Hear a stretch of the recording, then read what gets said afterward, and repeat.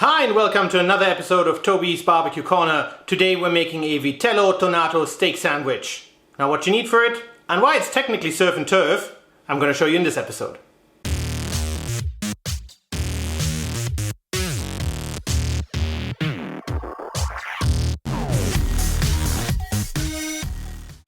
And this is what you need for today. Now obviously we need a steak, and this is a terre major or petit tender steak.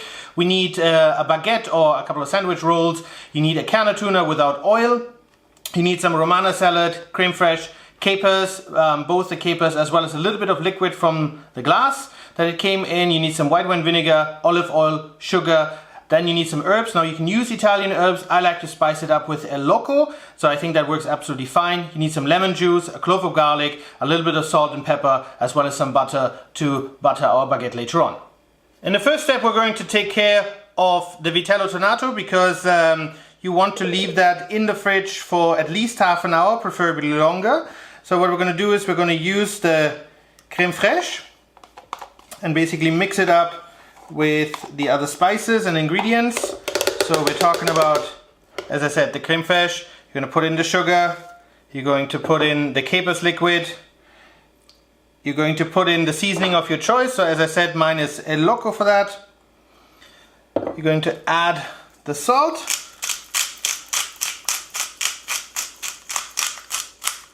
And then we're going to mix that up a little bit. And then we're going to add in the olive oil.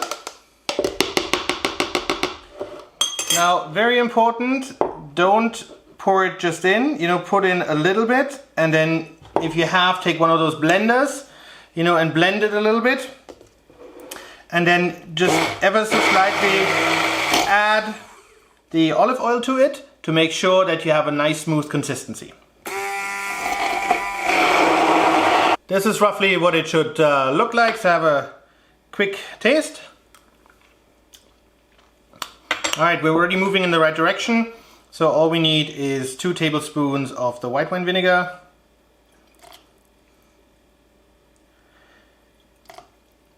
And then we're going to add a little bit of the lemon.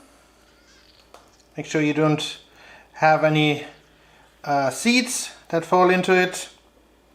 Obviously it can be tricky, but just make sure. Alright, that should already do it.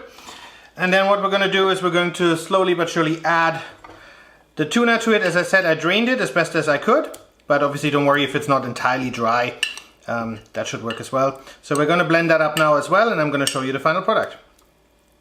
All done, all mixed up, I already tasted it. It tastes absolutely delicious. I added a little bit more salt to it. So now this is going to go in the fridge for roughly an hour. As I said, you can do it for half an hour. I would say that's the minimum that you should do it. Anything over an hour, hour and a half, great, fantastic, because it will just settle in and it will, release even more flavors. Whilst the Vitello Tonnato is taking care of itself in the fridge, let's quickly take care of the bread, and we're going to give that a little bit of a toast as well. Now I've already cut up the garlic a little bit, into just small little chunks. And we're going to put that into the butter that we're going to melt on my Enders Monroe. And then there's a final bit of prep work. We're just going to take care of the salad. Now obviously you don't want to have the hard part or the stem part of the salad, but you want to use all these nice leafy bits here. So we're going to choose a couple, wash them, pat them dry, and leave them to the side to make sure that we have enough later on to cover the baguette.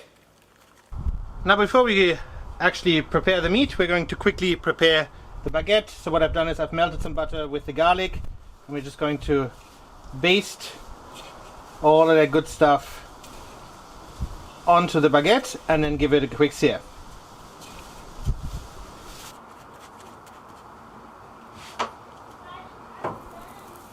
Now for the purpose of today's cook, we're going to use my Angry Beast. But we're only going to use one side, obviously, because we're only doing one steak.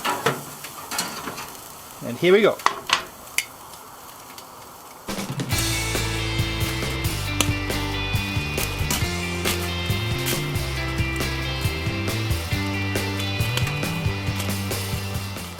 Literally seconds later we have a nice branding already, so we're going to put it on now. I'm using my trusted meter and we're looking for an internal temperature of 54 degrees Celsius.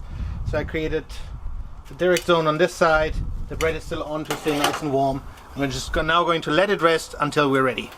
Alright guys, the meat reached the 54 degrees. It rested for 5 minutes now. Now we're going to slice it into thin slices. So let's see how it came out.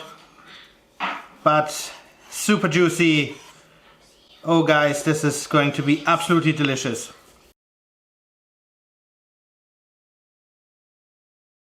Right guys, time to build the steak sandwich. So we're going to use the leaves from the romana salad.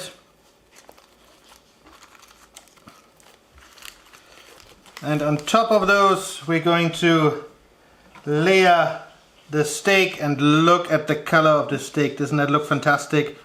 I'm really excited. I can't wait to dig in. Let's quickly salt our meat. Give it a little bit of pepper as well. Make sure it doesn't slide down as it's doing right now. But obviously you can adjust that easily with the salad. On top of it now, the Vitello Tonnato that I made, and now it really becomes surf and turf. A couple of those capers on top.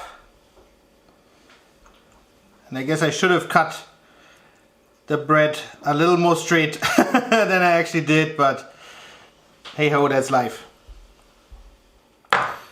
And then in the end, we're just going to add the top. And there you go guys. Our Vitello Tonnato steak sandwich, basically surf and turf.